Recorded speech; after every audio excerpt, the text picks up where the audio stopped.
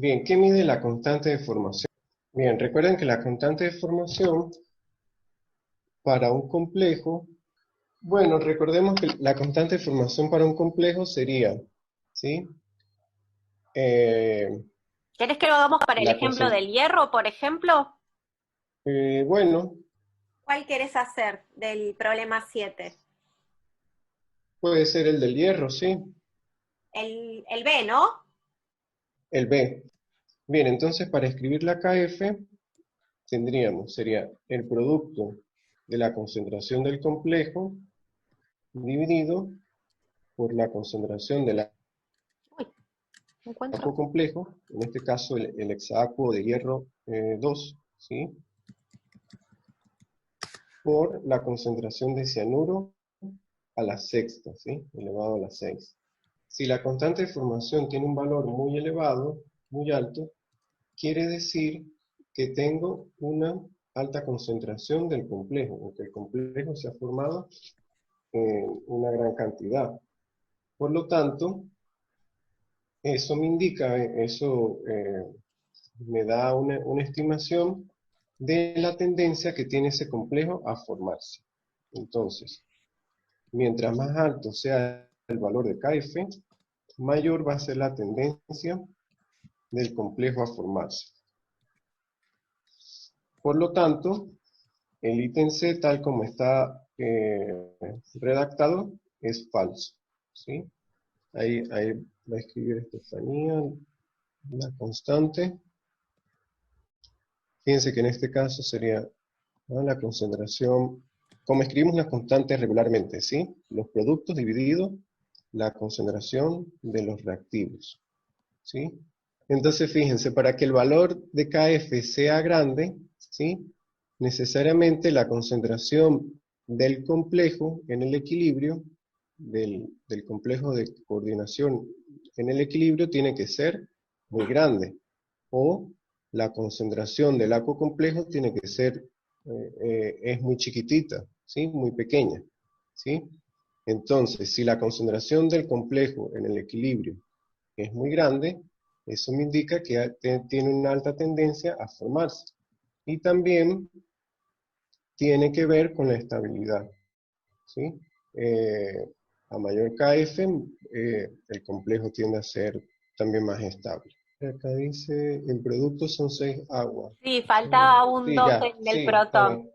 Bueno, entonces en ese caso el ítem C, la consigna es falsa, ¿no? Porque básicamente vos sacas, las constantes es una relación, te está diciendo, imagínate que esta constante, vos tenés un dado valor, ¿no? Y yo te digo que este valor baja. Entonces, ¿qué significa que baje este valor? Vos tenés un cociente. Este cociente disminuye, ¿por qué? Porque te disminuye básicamente el numerador y te está aumentando el denominador. Entonces, ¿qué significa que el numerador te esté disminuyendo? Significa que el producto cada vez es más chiquito y el producto está acá, es la formación del complejo. Por lo tanto, decir que en el ítem C dice que un complejo con una constante de formación pequeña tiene mayor tendencia a formarse que uno que tiene una constante grande, eso es falso. Que tenga una constante pequeña significa que el producto, la concentración de productos es más chica que otro que tiene una constante de formación más grande. ¿Se entiende? Piénsenlo en términos de relaciones. ¿Qué implica que KF aumente? Que aumenta el numerador, ¿sí? Que aumenta esta concentración y que por ende disminuye el denominador. Si no, lo pueden hacer con numeritos, o sea, dando un cociente y viendo de qué manera ese cociente cada vez resulta ser más grande. Y si se fijan, el cociente es más grande cuanto mayor sea la concentración de productos y menor la de reactivos.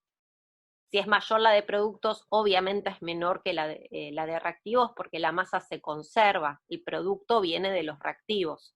Claro, yo Pero el yo lo estoy ejercicio es más pensando, simple, te dice, vos tenés algo que tiene una constante formación chiquita sí. y te pregunta si para un complejo con constante formación global pequeña va a tener mayor tendencia a formar producto que otro que tiene una constante de formación, creo que dice mayor.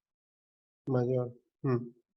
Y ahí es lo que dice David. Fíjense, las constantes de formaciones aumentan, ¿sí? Son mayores cuanto mayor es el producto que vos tengas. Entonces, el ejercicio te está diciendo, yo tengo algo que tiene una constante de formación chiquita, y por otro lado me dice que eso implicaría que yo tengo más producto. Bueno, claramente es falso, porque al ver esta relación, que la constante de formación sea pequeña implica que tengo mucho reactivo y poquito producto. Por lo tanto, no puede estar el equilibrio tirando hacia productos. Lo que te está diciendo el ejercicio, que vos tenés una constante que es 2 y te dice que vas a tener más producto que una constante de valor 4.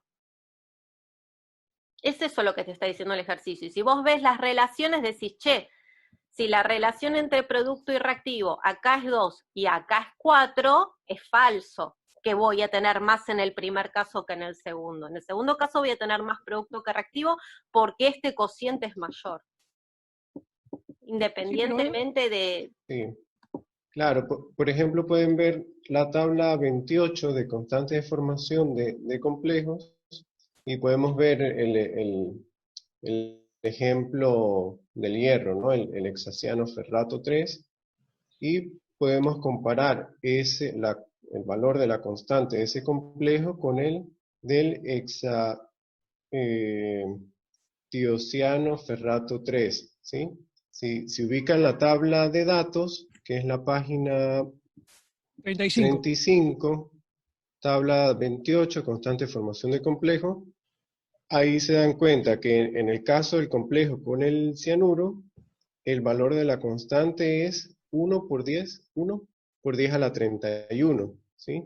Ahora, si comparo con el del hierro, pero con otro complejo, con otro ligando, en este caso el tiocianato, es 1,1 por 10 a la 3, ¿sí? Entonces fíjense que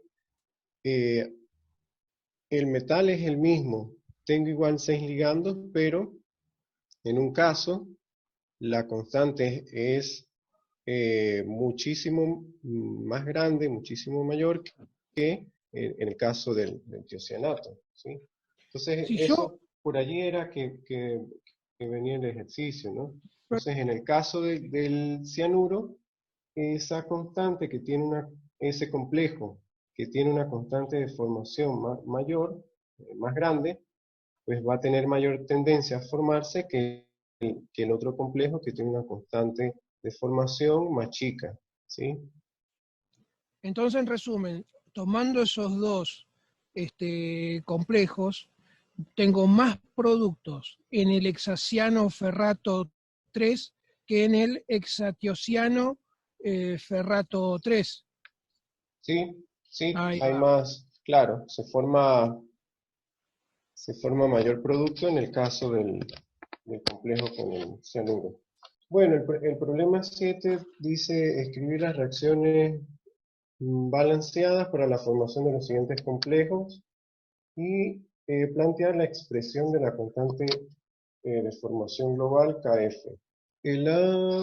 Bueno, en primer lugar antes de resolver algunos de estos problemas, conviene preguntarnos, ¿sí?, cuál es el estado de oxidación del átomo central, ¿sí? Si los ligandos que están coordinados al átomo metálico son neutros o con carga, y cuál sería el número de coordinación, ¿sí? Por ejemplo, para el ítem A, que ya lo tengo acá escrito, ¿cuál sería el estado de oxidación del cobre? Acá, 2 más. 2 más, ¿sí? ¿Todos de acuerdo? Y además de eso, el ligando sería el agua, ¿no? En este caso estaríamos hablando de un ligando neutro o que tiene carga. No, es neutro, es el ligando, el agua es neutro. Neutro, ¿sí? Está bien. Bien, y el número de coordinación acá, ¿cuál sería para el cobre? 4. 4, ¿sí? Tengo 4 posiciones que están ocupadas alrededor del átomo central. Bien, entonces, para escribir la constante de formación, yo hice esto como un poco a modo repaso, en función de las clases que ya habían dado Elena y Andrea. Entonces, recuerden que lo que va a ocurrir es el desplazamiento de las moléculas de agua en el catión tetraacuo cobre por las moléculas de amoníaco, ¿sí?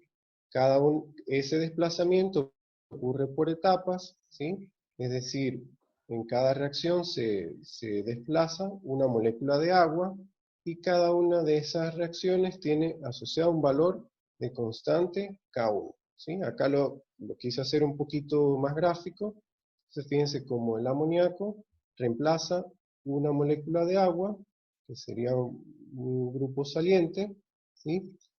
Y como producto voy a tener este ion complejo que ya tiene coordinado un amoníaco al átomo central, en este caso el cobre. Como ocurre por etapas, ¿sí? Si tengo inicialmente tenía coordinadas 4 moléculas de agua al cobre, pues voy a tener, la reacción va a ocurrir en 4 etapas. Cada etapa tiene una constante característica, ¿sí? Las constantes sucesivas. Pero recordemos que para efectos de propósito de este curso, vamos a trabajar con la constante de formación global. Entonces, bueno, si yo sumo todas estas reacciones al amoníaco para formar el catión, la formación sucesiva, de las constantes sucesivas, ¿sí? Eso ya lo había explicado Elena, ¿sí? Bien, ¿cómo escribo la constante de formación? Acá la tengo. ¿Cómo escribo una constante de equilibrio? Normalmente, ¿sí? De la manera tradicional. Sería el producto de los productos, en este caso el ion tetramín cobre, dividido entre la concentración del catión tetraacuo cobre 2 por la concentración de amoníaco a la cuarta, ¿sí? Si busco en la tabla 28 el valor de esta constante de formación, encuentro este valor, 1,1 por 10 a la 13, ¿sí? Entonces, bueno, un poco a modo de repaso. Podemos ir al siguiente. Bueno, el siguiente ya es el del hierro. Esto no cambia, ahí está. El siguiente es el del hierro, ¿no? Bueno, con este ejercicio empezamos la clase. Ya tenemos más o menos idea qué se puede formar, ¿no? A ver, ¿qué creen ustedes que se pueda formar allí? Hexaciano ferrato 3, ¿no? No, a ver. No. No, 3 no. A ver, ¿cuál es el estado de oxidación del hierro allí? Del átomo central. No, es 12 el átomo central. Es 2, ¿sí? Es más 2. Hexaciano sería hexaciano ferrato 2. No. Sí, sería de hexaciano ferrato 2. Entonces, fíjense. Tengo coordinados 6 moléculas de agua, por lo tanto, el cianuro debería de reemplazar cada una de esas 6 moléculas, ¿sí? Y al final debo de obtener, o se debería formar, un complejo que tenga coordinados 6 cianuros, ¿sí? Entonces vamos a ver, se pone lento, acá está. Acá está. Acá tengo mi ecuación global, ¿sí? Tengo el catión hexaacu hierro 2, reacciona con cianuro, acá bueno, me faltó 6, ustedes lo acomodan por favor, 6 cianuros, y se va a formar el anión hexaciano ferrato 2, ¿sí? Observen la carga, ¿no? Parto de un complejo, de un catión complejo que tiene carga más 2, y el producto es un anión, ¿sí? Tiene carga menos 4, ¿sí? Eso se debe a que el ligando tiene carga negativa, ¿sí? Está cargado negativamente. Bueno, escribo la constante de formación, la busco en tablas, en la tabla 28, como vimos anteriormente, y me encuentro con este valor. El set Acá en este caso para la plata, parto del ion diacuo plata, ¿sí? Fíjense que tiene coordinado, que en este complejo la plata tiene coordinado 2 moléculas de agua. Por lo tanto, el tiosulfato, que es esta especie que tengo acá, debería de reemplazar esas 2 moléculas de agua, ¿sí? Por lo tanto, se formaría este complejo, que el nombre sería ditiosulfato argentato 1, ¿sí? Fíjense nuevamente la carga acá. Acá es +1 en el aquo complejo, es -3 en el complejo con el tiosulfato, ¿sí? Se debe porque, fíjense, si ingresan 2 ligandos, 2 tiosulfatos, esos 2 tiosulfatos van a aportar 4 cargas negativas, ¿sí? Pero tenía una carga positiva que era del catión del metal, del ion central. Por lo tanto, en el complejo final debería de tener esta carga, ¿sí? Si ustedes toman un lápiz y papel, hacen la cuentita, se van a dar cuenta que efectivamente la carga del complejo final debería ser -3. Perdón, ¿y ese complejo, ¿Sí? qué geometría tiene? ¿Qué es? ¿Lineal? Sí, este es lineal. Ok. Sí, es lineal porque tiene, fíjense que tengo dos ligandos, entonces la geometría es lineal. Bien, el problema 8, de todas maneras vamos a pensar un poquito acá, ¿qué debería de formarse? Fíjense, cuando se disuelve nitrato de hierro 3 en agua, y luego se le agregan unas gotas de tiocianato de potasio.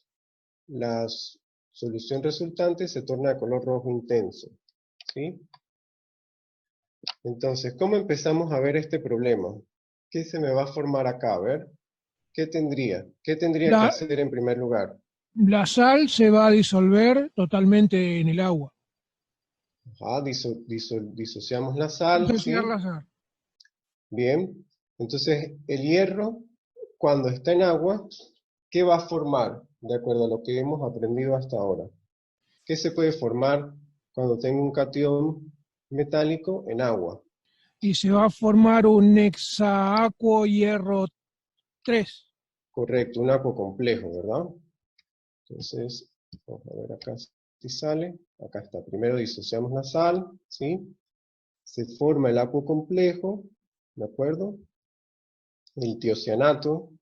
En agua, una solución de tiocianato, voy a tener el ion tiocianato, el anión tiocianato y bueno, el catión potasio, ¿sí?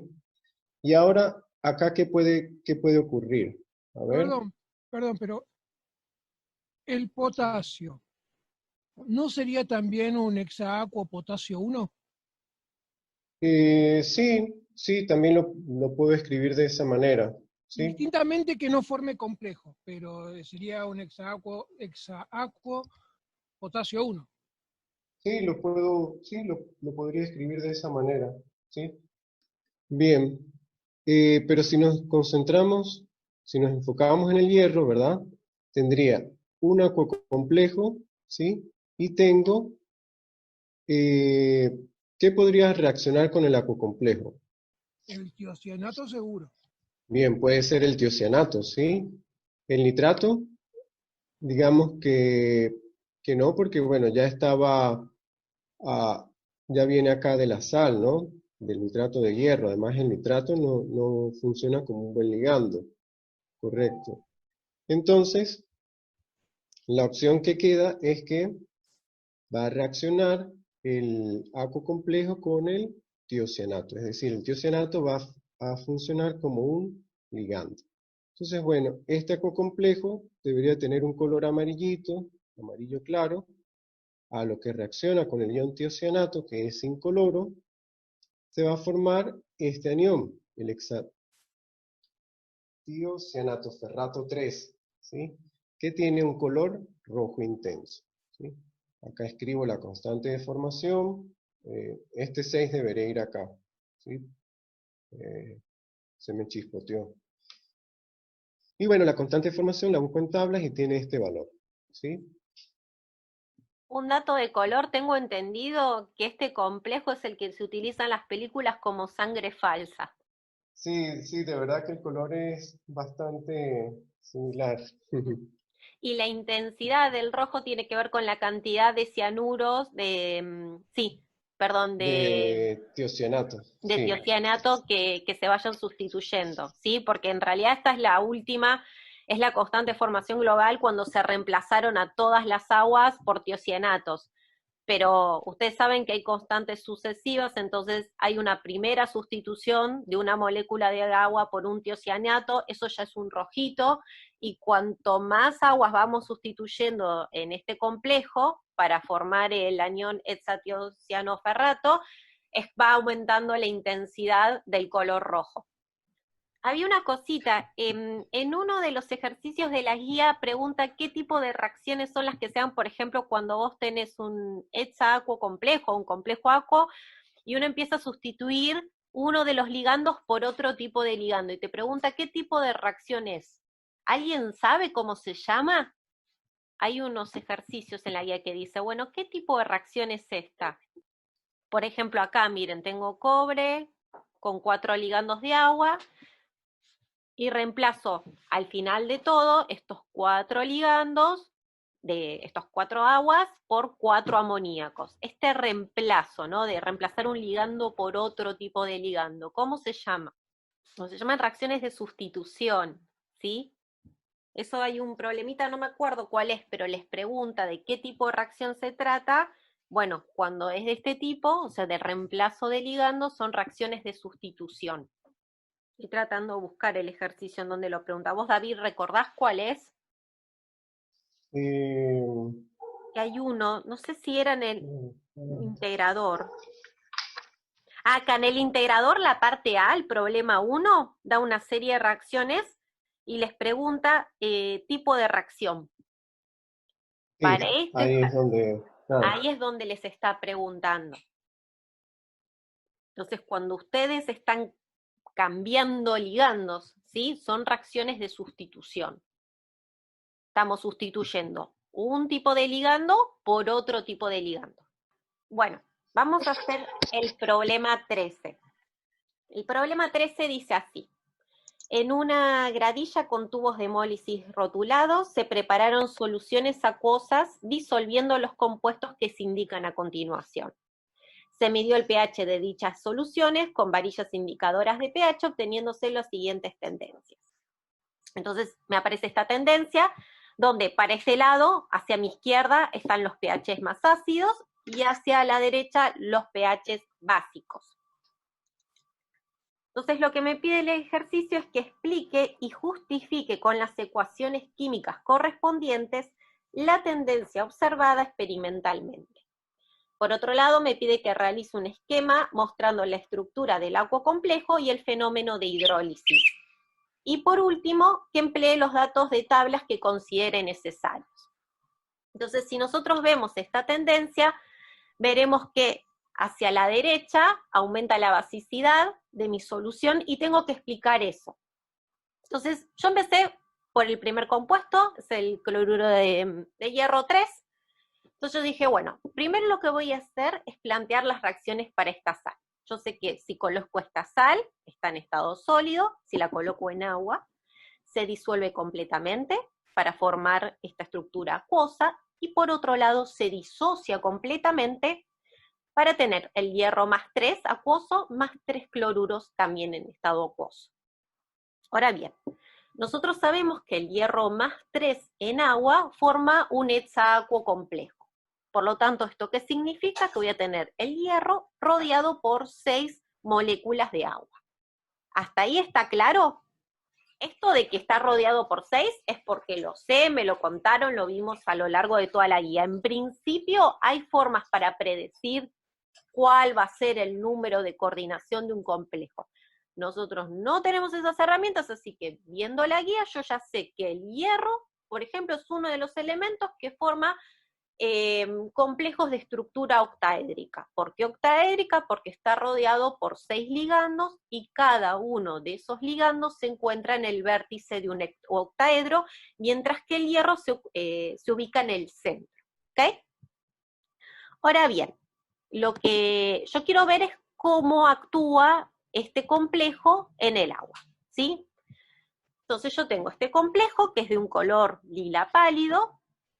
Este complejo está rodeado por agua, sí, en particular no solo tiene una primera esfera de coordinación, sino que tiene una segunda esfera de coordinación, es decir que a la primera esfera de coordinación que está dada por estos 6 ligandos, hay una segunda esfera de coordinación que también son aguas.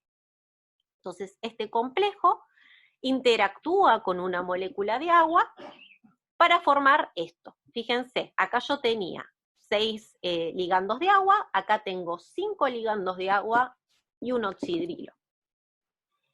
Fíjense que yo acá perdí, entre comillas, los protones se ceden, ¿sí? Estos son interacciones de contacto, no es que se libera el protón y va viajando solito, sino que uno de estos ligandos interactúa con una molécula de agua y se transfiere un protón hacia esta agua, ¿sí? Hacia esta molécula de agua. Para formar este complejo, fíjense que las cargas cambiaron. Acá tengo una carga más 3, acá tengo una carga más 2, porque hubo una pérdida, entre comillas, de un protón, que es una carga positiva. Este complejo es de color naranja, y acá tengo protones en acuosos. Y si me fijo, yo voy a la tabla, a mí me dan los pKa para el hierro más 3, entonces, sabiendo el pKa, puedo saber cuál es mi constante de acidez. Ustedes saben que, no sé si se ve bien acá, donde estoy mostrando con el cursor, porque tengo justo el chat medio arriba.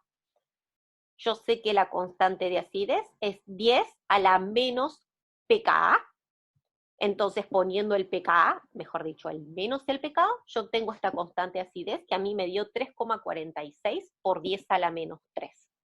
Acá terminamos con el hierro, ¿sí? Pero no es lo que me está pidiendo el ejercicio, principalmente. Yo acá vi cuál es la interacción de este complejo con el agua y qué se forma. Si hacemos lo mismo para el cloruro de hierro 2, esto es análogo, si el cloruro de hierro 2 se disuelve completamente en agua, de esta disolución completa se me disocia completamente en hierro más 2 y 2 cloruros acuosos. También por lo que vimos a lo largo de la guía, sabemos que el hierro más 2 en solución acuosa forma un hexaacuo complejo, y este hexaacuo complejo va a reaccionar con una molécula de agua para formar esto, ¿sí? Más protones. Si yo también voy a mi guía, en realidad están en donde tenemos los datos, me dan el pKa del hierro más 2, y si hago los cálculos análogos como el caso anterior, me queda que la constante de acidez es de 3,16 por 10 a la menos 10. Fíjense la diferencia de órdenes de magnitud, son 7 órdenes de magnitud más chica esta constante de acidez que esta. Entonces, bueno, hay algo que está pasando y que voy a tener que explicar de por qué el hierro, los complejos hexaacuos de hierro más 3 son muchísimo más ácidos que los complejos hexaacuos de hierro más 2. ¿Alguien tiene una idea por qué pasa eso? Puede ser correcto o no, porque a priori uno puede tirar un montón de hipótesis. ¿A alguien se le ocurre por qué pasa eso? Les doy tiempito, hablen en los micrófonos o por el chat, en serio. ¿Por qué puede llegar a pasar? Fíjense, por lo pronto el hierro más 3 tiene una mayor carga que el más 2, ¿no? Entonces, por ahí podría venir la mano, pero podría ser por otro lado. ¿A alguien se le ocurre por qué? Bueno, acá dice, tenemos que explicar por qué la acidez del hexaacuo complejo de hierro más 3 es mayor que la del hexaacuo complejo de hierro más 2. Entonces, los que les decía antes, cada una de las 6 moléculas de agua están unidas al hierro más 3 a través de un enlace coordinado. Este enlace se emplea uno de los pares electrónicos del oxígeno, Y este es el tipo de geometría que les dije antes. Fíjense que cada molécula de agua está en el vértice de un octaedro, ¿sí? Acá tengo un vértice, otro, otro, y esto genera una estructura octaédrica. Ahora bien, imaginemos por un instante, fíjense que acá la carga más 3 está en el complejo, es la carga del complejo. Esto no significa que el hierro esté precisamente con carga más 3, ¿ok? Ahora bien, imaginemos por un instante que la carga más 3 se localiza enteramente en el átomo de hierro, ¿sí? Entonces tenemos lo siguiente. Tengo un hierro más 3 rodeado por moléculas de agua, como vimos. Ahora yo me voy a focalizar en una molécula de agua. Esto no significa que al resto no le pase, simplemente que es más fácil en análisis para una molécula de agua. Aparte tengo que explicar la pérdida de un protón. Yo tengo una carga positiva más 3, en realidad 3 cargas positivas acá. Tengo acá el par electrónico, tengo mi molécula de oxígeno. Yo acá no escribí el otro par de electrónico del oxígeno porque no viene al análisis que yo quiero hacer y me irá más fácil el dibujito así. Y este oxígeno, por otro lado, está unido a 2 átomos de hidrógeno, ¿ok? Entonces, esta carga más 3 lo que va a hacer es tirar los electrones, este par electrónico hacia sí. Imagínense que es como si yo tuviera una soguita acá, esta flechita sería como una soguita, y el hierro está tirando para sí ese par electrónico. ¿Por qué tira para sí ese par electrónico? Porque primero es un elemento que no es tan electropositivo, tiene una cierta electronegatividad, así que va a tender a traer hacia sí este par electrónico. Además, fíjense que están con carga más 3, está bastante oxidado, por lo tanto necesita de electrones, necesita de densidad electrónica negativa, ¿sí? Si no, lo pueden pensar como un problema clásico de electroestática, donde cargas de signos opuestos se atraen. Yo tengo una carga positiva, 3 cargas positivas acá, y acá tengo, de cada electrón es una carga negativa, así que imagínense que eso se va a reatraer. Ahora, si el hierro más 3 tira hacia esos electrones, ¿qué pasa con estos electrones de acá? ¿Alguien sabe? Porque el oxígeno sabemos que es un elemento muy electronegativo, así que mucho no le va a gustar que el hierro le esté tirando la carga, estos electrones de acá, los esté tirando para sí. Lo que va a pasar es que estos electrones que están acá van a irse, se van a contraer hacia el oxígeno, hacia el núcleo del oxígeno, ¿sí? Entonces, esto tira para acá, y por otro lado, estos electrones se van a contraer, ¿sí? Queda esta distancia de en realidad estos electrones que nunca están en el medio, porque el oxígeno es más ¿cómo se llama? Electronegativo, que los protones no están en el medio. Estos electrones siempre están corriditos para el lado del oxígeno, pero ahora que el hierro está tirándose sus electrones para sí, estos electrones van a estar más cerca del oxígeno. Y cuando eso pasa, se debilita el enlace oxígeno-hidrógeno. Y esa debilitamiento del enlace genera que este protón sea más lábil. Y con labilidad me refiero a que sea más fácil romper este enlace y que este protón migre hacia una molécula de agua, hacia que es alguna otra que anda rodeando a esto. Cuando yo les decía que esto, la primera y segunda esfera de coordinación, esta es la primera esfera de coordinación, y rodeando a este complejo hay otras moléculas de agua que sería la segunda esfera de coordinación, ¿sí? Entonces, alguno de estos protones que están acá, que son los mismos que estos que están acá, va a interactuar con una molécula de agua, y como este enlace está muy debilitado, entonces va a ser mucho más fácil que migre. ¿De qué va a depender de la facilidad de migración? Bueno, básicamente la carga del hierro, porque fíjense que cuanto mayor sea la carga del hierro, mejor dicho, cuanto más positiva sea la carga del hierro, esta intensidad de atracción va a ser mayor. Por lo tanto, no va a ser lo mismo la intensidad de atracción que va a tener un hierro más 3 que un hierro más 2. Y si la intensidad de atracción del hierro más 2 es más baja, por lo tanto, estos electrones que están acá no van a irse tan cerquita del oxígeno, y por ende, este enlace no se va a debilitar tanto. ¿Esa parte quedó clara? Contéstenme por acá, en serio. Si hay una cosa que no quedó clara, avisen porque es importante predecir y saber más o menos explicar las diferencias de acidez. Dice acá, si se debilita el enlace, el protón está como más libre, y acá lo volví a repetir, que como más libre me refiero a que si interactúa con una base de Lewis, como ustedes saben que el agua es una base de Lewis, entonces es muy probable que se transfiera. Y acá fíjense que tengo el hierro, tengo una molécula de la primera esfera de coordinación del agua, con este protoncito acá, y acá puse una molécula de agua de la segunda esfera de coordinación que interactúa, fíjense acá tengo el par electrónico, uno de los pares electrónicos del oxígeno, interactúa con este protón, como que me lo arranca, y ese protón se va. Y me queda esto. En realidad me estoy acá obviando un montón de agua. Yo dije que me iba a centrar en una, ¿sí? El complejo es más que esto. Y fíjense que acá tengo esta carga negativa del hidróxido, y acá tengo el hidronio, que queda en la segunda esfera de coordinación y después interactúa con el resto de las moléculas de aguas del solvente. Entonces acá puse, cuanto mayor sea la carga del catión central a igual elemento, mayor será el debilitamiento del enlace oxígeno-hidrógeno y por ende más ácido será el catión.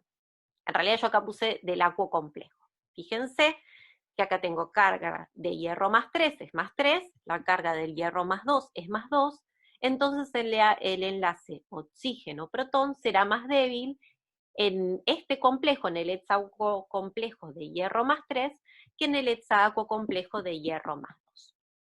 ¿Sí? Entonces mayor será la acidez. Ahora bien, si nosotros seguimos con el ejercicio, tengo que explicar por qué el cloruro de potasio tiene o si pongo cloruro de potasio en una solución, esto tiene prácticamente el pH del agua, ¿sí? Fíjense que yo voy a la tabla, me fijo el pKa del potasio más, me da un pKa de 14,5, por ende me da una constante de acidez de 3,16 por 10 a la menos 15, ¿sí? Entonces, lo primero que yo me pregunto es, bueno, ¿por qué pasa esto con el potasio? Entonces, yo acá no lo dije para el hierro porque estábamos comparando entre dos especies de hierro, una con carga de oxidación más 3 y más 2, y no tuve que requerir de estas cositas. Entonces, la acidez de un catión, ustedes vieron en la teórica que depende de la carga del catión, esto lo vimos con respecto al hierro más 3 y al hierro más 2, que cuando aumentaba la carga del catión, aumentaba la acidez del aquo complejo o del catión mismo. Depende también del radio y depende de la electronegatividad del metal. Yo me armé una tablita, son todos elementos que pertenecen al mismo periodo, ¿sí? Así que, nada, es más fácil analizar eso. Entonces yo puse el elemento, puse potasio más, puse hierro más 2 y puse calcio más 2, ¿sí? En este caso, la carga, bueno, potasio más es más 1, el hierro más 2 es más 2 y el calcio más 2 es más 2, ¿ok? De la tabla periódica yo saqué estos datos, la electronegatividad del potasio, fíjense, es 0,8, del hierro más 2 es 1,8 y del calcio más 2 es 1. Fíjense que este es el más electronegativo de todos los cationes que están acá. También puse el radio, este radio lo saqué de la tabla de datos que ustedes tienen.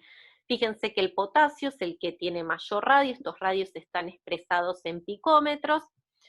Este es de 138, este es de 70 y este es de 100. ¿Sí? Fíjense que el hierro es el que, en este caso, el que más carga tiene, el que es más perdón, no es el que más carga tiene porque el calcio también tiene carga más 2. Es el más electronegativo, es el que menor radio tiene de los tres. Si yo hago la relación carga sobre radio, obtengo estos valores. Fíjense que el hierro es el que mayor relación carga-radio tiene. Y acá yo puse en esta columnita el pKa. Fíjense, el pKa del potasio, que es el mismo que pusimos antes, es de 14,5, el del hierro es de 9, hierro más 2, 9,5, y el del calcio más 2 es 12,8. ustedes saben que aumenta pKa y ¿qué pasa con la acidez? Bien, o sea que significa que este es el que menor acidez tiene, luego le sigue, de acuerdo a esta tabla, el calcio más 2 y por último el hierro más 2. Siguiendo con el ejercicio, a ver, esperen que me está faltando. Yo hice la relación carga sobre radio, ¿sí? Los ordené de forma creciente, entonces tengo carga sobre radio del potasio, del calcio más 2 del hierro, fíjense que aumenta la relación de carga sobre radio, aumenta las constantes de acidez, acá yo ya puse directamente las constantes de acidez, y cuando aumenta la electronegatividad, también aumenta las constantes de acidez. Entonces a esto Elena se refería con que la acidez está dada por la carga, por el radio y la electronegatividad. Fíjense una cosa, la relación carga-radio entre el calcio más 2 y el hierro más 2 es semejante, sin embargo la acidez es bastante distinta. Esta acidez del calcio más 2 es de 3 órdenes de magnitud más chica que la del hierro más 3. Mejor dicho, a carga sobre radio muy semejante, esta es de 0,02 y esta es de 0,028.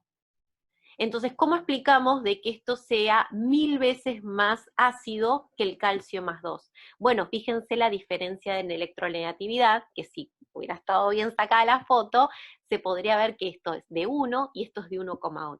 Entonces, no solamente depende de la relación carga sobre radio, sino también de la electronegatividad. En líneas generales, cuando aumenta la relación carga sobre radio, aumenta la acidez del catión. Fíjense que si ustedes lo hicieran para hierro más 3, esto le daría bastante más grande. Y por otro lado, cuando aumenta la electronegatividad del catión involucrado, del átomo involucrado, del metal involucrado, también aumenta la acidez de este, porque va a ser más polarizable el par electrónico en el complejo hexágono. Esto igual el ejercicio no pretendía que hicieran esta tablita, yo se los hice para demostrarles que con los datos que nosotros tenemos podemos explicar las diferencias en las constantes de acidez, solamente con el criterio de carga, de radio y de electronegatividad. Con 3 cositas podemos explicar la tendencia, nada más. No entiendo eso de que la división carga-radio está un poco mal. Yo no hice la densidad de carga, densidad de carga es carga sobre volumen, yo hice solamente la relación carga-radio. Ojo con eso. Se podría haber hecho con densidad de carga, que la densidad de carga no es otra cosa que dividir la carga por el volumen. Sí, es distinto. Se puede hacer perfectamente y se puede explicar de acuerdo con densidad de carga. A veces en los libros está como densidad de carga y a veces como carga radio, ¿sí? Yo en este caso hice carga sobre radio para que fuera más fácil. Si lo quieren hacer como densidad de carga, tienen a Q, o sea, la carga, dividirla por el volumen, que si mal no recuerdo es 4/3 de pi por el radio al cubo, les da el volumen del catión, ¿sí? Eso en líneas generales. Entonces se puede hacer como densidad de carga también y la explicación es análoga, les va a dar que la tendencia se continúa, porque fíjense que están dividiendo por una constante que es 4/3 de pi y esto al cubo, pero es al cubo para todos, así que se mantiene la proporcionalidad, ¿ok? Pero yo hice carga sobre radio, no densidad de carga, para que sea más simple. Por último, en el ejercicio nos queda analizar el carbonato de calcio. Esperen un segundito que acá hay un participante que quiere ingresar. Nos queda analizar el carbonato, de potasio. ¿Sí? Yo tengo el carbonato de potasio sólido, lo meto en un vasito de agua. Este carbonato de potasio, yo supuse que se solubiliza completamente, y por otro lado lo disocio completamente para darme 2 potasios más un carbonato. Ya vimos que el potasio, en base a lo que vimos anteriormente, que el pKa del potasio es muy semejante al agua, por lo tanto no va a interactuar casi con el agua, la acidez va a ser despreciable. Yo de hecho, lo hice para el cloruro de sodio, para ver una cosita en el ejercicio, no importa, focalicémonos en esto. Tenemos esta sal, se disocia completamente, nosotros vimos en base al pKa que tiene el potasio, que casi que no interactúa con el agua y que si aporta algunos protones a la solución por la interacción con otra molécula de agua, va a ser despreciable realmente y no va a ser superior a los que a los que aporte el agua debido a su autoprotólisis, ¿sí? Por eso me queda prácticamente neutra la solución. Fíjense que la constante de acidez para el potasio es por 10 a la menos 15, mientras que la autoprotólisis de agua es por 10 a la menos 14. ¿Sí? Esta es de un orden de magnitud menor que la autoprotólisis del agua. Por lo tanto, lo que vaya a aportar va a ser extremadamente despreciable. Entonces, en el último ejemplo, me queda esta sal, entonces en base a lo que vimos anteriormente, el potasio casi que no interactúa, o en el caso de interactuar, su aporte a la acidez del agua es despreciable, y el único elemento que sí puede interactuar con el agua, que es una base conjugada, es el carbonato, ¿sí? Que es la base conjugada del bicarbonato, y ustedes ya vieron en las vías anteriores que el carbonato reacciona con el agua para dar bicarbonato y que me termina dando un compuesto, una solución básica. Y con esto explicaríamos, voy a volver un poquito para atrás, esta tendencia. ¿Sí? Con estas herramientas, en este caso lo explicamos con respecto a que este tenía una carga más 3, este tenía carga más 2, por lo tanto resultaba ser más ácido, y en este caso, con respecto al potasio, lo explicamos no solo en base a su carga, fíjense que tiene carga más 1, sino también la relación carga-radio y la diferencia de electronegatividad que existe entre este potasio y este hierro. Y en este último caso, debido a que tenemos el mismo catión potasio y que ese catión no coopera en la acidez del agua, el pH de la solución va a quedar prácticamente determinado por el carbonato en solución. Por último, el problema 14, que antes de ver ahí las soluciones, me gustaría charlarlo con ustedes, me dice lo siguiente. Discuta y argumente la veracidad de las siguientes afirmaciones. En el inciso A me dice, cuando se disuelve en agua pura una porción de acetato de sodio, la solución resultante es alcalina. Para ustedes, ¿es verdadero o es falso? ¿Alguien más opina que no es verdadero? ¿No? Todo es verdadero. ¿Y alguien sabe por qué? Sería análogo al ejemplito que vimos acá, ¿no? ¿Por qué? Bueno, yo lo que hice fue lo siguiente. Yo partí de acetato de sodio, el acetato de sodio está en equilibrio con el acetato de sodio acuoso, y el acetato de sodio acuoso se disocia completamente para dar sodio más acuoso más acetato. Yo me fijé en la tabla, el pKa del sodio más me da 14,2, calculé la constante de acidez, que es 6,30 por 10 a la menos 15. Y lo que yo hice es plantearme cuál sería el pH de una solución 1 molar de cloruro de sodio. ¿Sí? Me olvidé del acetato. Dije, yo tengo una solución 1 molar de cloruro de sodio y quería ver si había efectivamente una modificación del pH. Acá tengo el equilibrio de autoprotólisis del agua, que es 1 por 10 a la menos 14. Yo acá afirmo que la autoprotólisis del agua aporta más protones que el complejo acuo de sodio. Y cuando, en realidad lo hice acá, en el inciso B, ¿sí?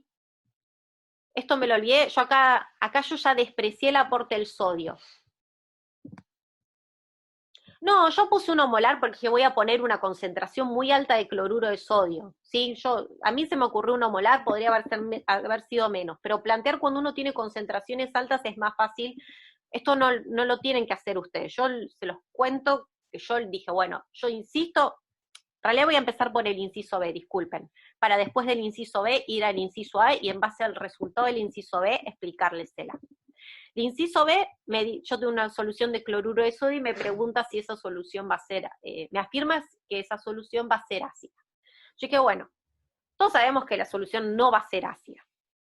Pero dije, bueno, yo aún así insisto y quiero ver cuál va a ser el pH de una solución. Se me ocurrió 1 molar de cloruro de sodio, ¿sí?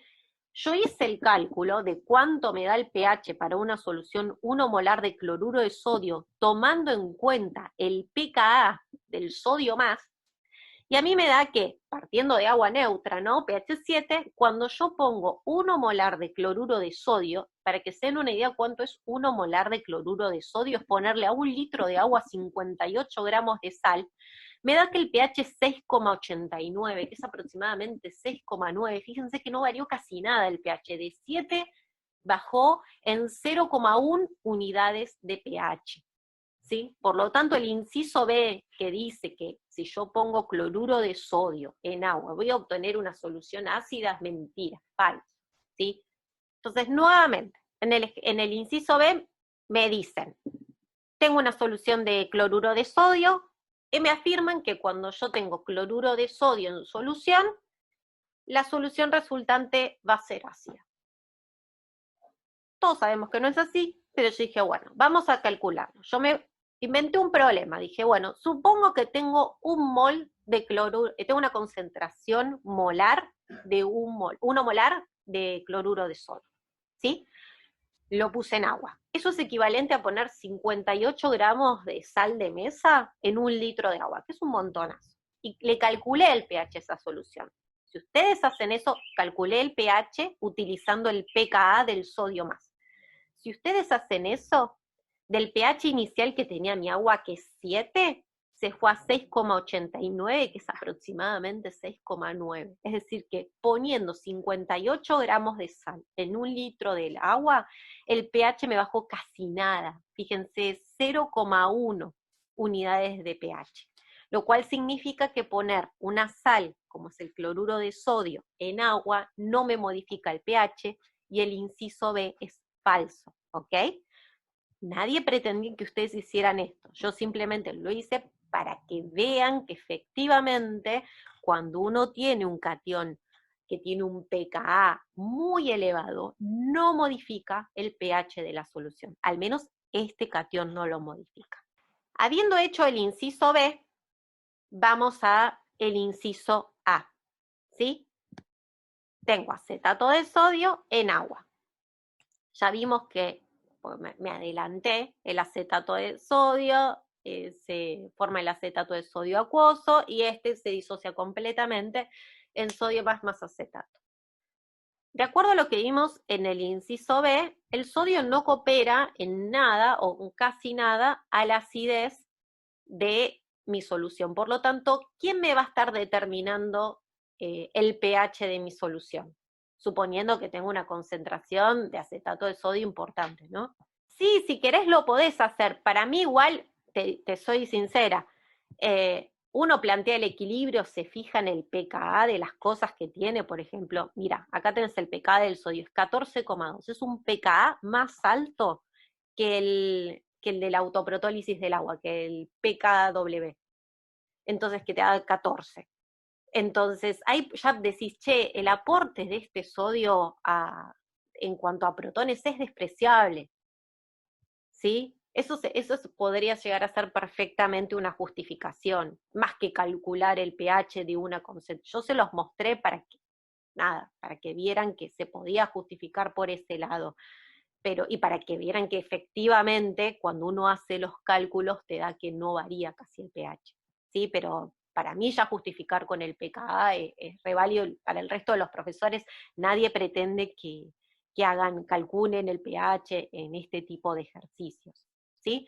Yo acá lo calculé, pero porque quise calcularlo para el caso del cloruro de sodio. Es un ejemplo, yo supuse una concentración. Si esta concentración hubiera sido más alta, muchísimo más alta, las cosas cambiarían, ¿sí? Pero yo solo di un ejemplito para que vean que poniendo 58 gramos de sal en 1 litro de agua generaba esta variación de pH que es despreciable, ¿sí?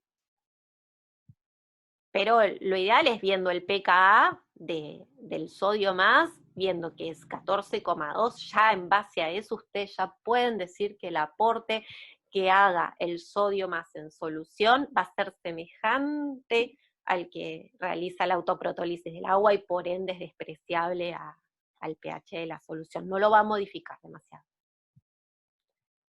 Entonces, en base a esto, en el inciso A, claro, lo pueden hacer como veníamos haciendo acá, y en base a este análisis carga-radio, ver las constantes de acidez y decir, bueno, van a ser bajitas de acuerdo, bueno, lo que veníamos haciendo antes. Para el inciso A del 14, entonces ya vimos que el sodio básicamente no aporta mucho al pH de la solución, por lo tanto solo me queda el acetato en solución como el elemento que va a influir fuertemente en el pH. Bueno, acá está lo del pKa del sodio, acá tengo la autoprotólisis del agua, acá puse la autoprotólisis del agua aporta más protones en principio que el sodio más, y si analizo el acetato, que es la base conjugada del ácido acético, veo que el acetato interactúa con el agua para dar ácido acético más oxidrilos. Esto tiene una constante de basicidad asociada, como ustedes saben, que es productos sobre reactivos.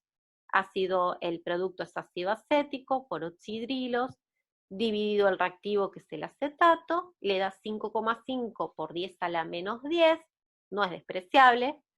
Fíjense que acá tengo esta constante así es de 6,30 por 10 a la menos 15, y esto a la menos 10, o sea, esto es 5 órdenes mayor que esta constante, ¿sí? Por lo tanto, es de esperarse que la solución sea básica o ligeramente básica, dependiendo de la concentración de esta sal que esté poniendo. Por lo tanto, el inciso A es verdadero, ¿sí? Después, aguárdenme que busco. El inciso C me dice lo siguiente: solo los cationes de los metales de transición son capaces de acidificar el agua al hidrolizar. Yo encontré, en base a los datos de las tablas, que por ejemplo, esto Elena, si querés corregímelo porque dudé en la respuesta cuán profunda había que hacerla. Yo encontré que el bismuto más 3 es un metal pobre, pertenece al periodo 6 y el grupo 5 o 15, y posee un pKa de 1,1. Este pKa de 1,1, o sea, el bismuto es más ácido que el hierro más 3, ¿sí? Y no es un metal de transición. Entonces, para mí es falsa la afirmación. Si querés, Elena, si apuntaba a otra cosa, avísame, porque yo encontré un caso, un ejemplo, un contraejemplo, porque dice solo los cationes, o sea que ningún otro metal puede generar una acidificación del medio, y yo encontré uno que no es de transición, que efectivamente me acidifica el medio y que tiene un pKa realmente bajo y por ende una constante acidez elevada. Y por último, mientras espero que... Bien, por último me queda el inciso D, que me dice cuanto mayor es el valor de la constante acidez de un acuocomplejo, o sea, la K sub A, más favorable es la hidrólisis de dicha especie. ¿Y a ustedes qué les parece? ¿Que es cierto o que no? Que aumenta la constante de acidez, por ende está favorecida la hidrólisis.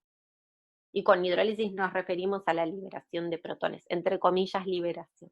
Es muy semejante a lo que David les explicaba al principio, ¿no? Si aumenta la constante de acidez, bien, perfecto. Eso es a lo que apunta el ejercicio D, así que es verdadera. Así que el inciso A es verdadero. El inciso B es falso. El inciso C tentativamente es falso. Y el inciso D es verdadero. ¿Sí? Y con eso terminaríamos el problema 14. Por último, a mí me llegó una consulta por mail, esperen un segundito que tenía que ver con los ácidos y las bases de Lewis, que no había quedado claro el concepto. Así que yo busqué en el libro la definición, y las definiciones de ácidos y bases de Lewis dicen así: que un ácido de Lewis es una sustancia que actúa como un aceptor de pares de electrones, mientras que una base de Lewis es una sustancia que actúa como un donador de pares de electrones. ¿Okay? Entonces por ahí la definición todos la entendemos, pero a veces es difícil predecir cuál, por ejemplo, va a ser mejor ácido de Lewis que otro, ¿sí?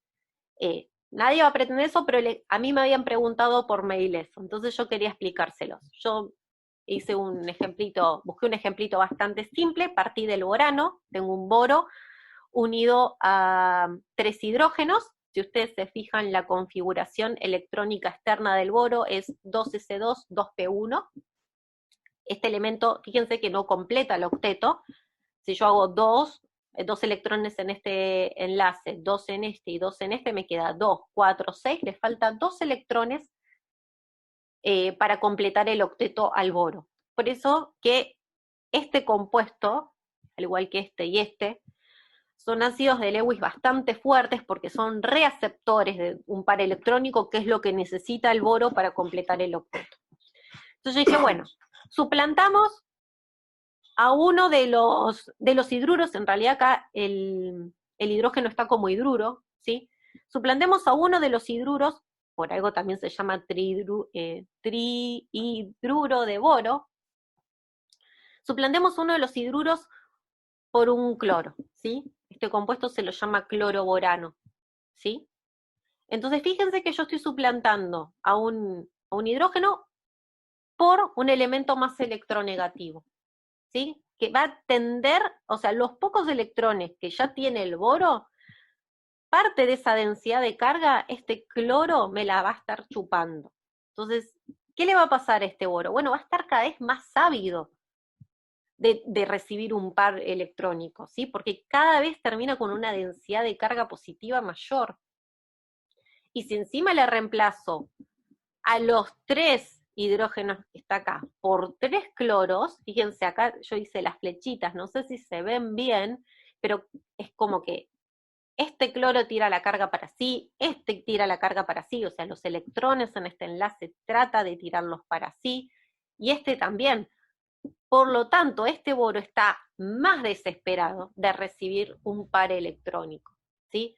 Entonces, si nosotros tuviéramos que ordenarlos en orden de acidez de Lewis creciente, nos daría que este es el que mayor acidez tiene porque es el que más ávido por un par electrónico está, le sigue este y le sigue este. ¿Sí? Acá yo lo puse, al boro le faltan 2 electrones para completar el octeto, por lo tanto es un aceptor de un par electrónico, y aún sabiendo que es un aceptor de par electrónico, uno sustituyéndole alguno de estos hidrógenos por elementos más electronegativos, lo que puede hacer es aumentar la avidez de este boro por un par electrónico y por ende la acidez de Lewis del compuesto. Si a esto, por ejemplo, le metiéramos un flúor, sería más ácido que el tricloruro de boro, o tricloroborano, como están otras formas de llamarlo. ¿Sí? Y como ejemplos de bases de Lewis, tenemos el agua, el amoníaco y el cianuro, que son, fíjense acá tengo un par electrónico en el amoníaco, que lo puede ceder perfectamente. En el cianuro tengo este par electrónico, que lo puede ceder perfectamente, e interactuar con elementos como estos, que son los ácidos de Lewis. ¿Quedó claro esto? Contéstenme. Igual esto venía a colación de una pregunta de mail, pero está bueno, o sea, nadie va a pretender que ustedes anticipen cuál es más ácido de Lewis que otro, pero bueno, una forma fácil era este ejemplito de poniéndole sustituyentes más electronegativos que me chupen densidad electrónica, este cada vez queda con una densidad de carga más positiva, por lo tanto va a estar más que contento de aceptar un par de electrones, ¿sí? Que vengan de una base Lewis, por lo tanto cada vez va a tender a ser hacia la derecha más ácido. Lo mismo que si yo acá pongo sustituyentes donadores de carga, ¿sí? Es decir, elementos o compuestos que me donen carga al boro, cada vez va a ser un ácido de Lewis más débil, porque al donarle carga a este boro, no va a estar tan ávido de un par electrónico. Si yo les di otro ejemplo más, ¿sí? Uno caso son los cationes. Lo que tenía bueno el boro es que yo podía ir sustituyéndoles vale la redundancia, los sustituyentes, ¿sí? Para explicar esa acidez creciente. Bueno, en el mail a mí me habían dicho cómo predecir si algo es más ácido que otro, ¿no? Que otros elementos. Entonces, bueno, ese era un buen ejemplo que justo da la casualidad que el boro es realmente un muy buen ácido de Lewis, porque como les dije anteriormente, no completa el octetro, y por otro lado, cuando uno le va modificando los sustituyentes, me daba la oportunidad a ustedes de explicarles esta acidez creciente, ¿sí? Pero no, los cationes no son los únicos ácidos de Lewis que ustedes pueden tener, son muchísimos otros, ¿sí? De la misma manera que antes de empezar con el tema de ácido de Lewis, uno pensaba que la acidez de un elemento estaba dado por su capacidad de ceder protones, y ahora vimos que no necesariamente, que el concepto de acidez es aún más grande, ¿sí? Que es el de Lewis precisamente. Entonces, los ácidos de Bronsted son como un subconjunto de los ácidos de Lewis. Se puede pensar de esa manera. En este caso, el boro es un ácido de Lewis, ¿sí? Al menos estas estructuras que yo planteé son todas ácidos de Lewis.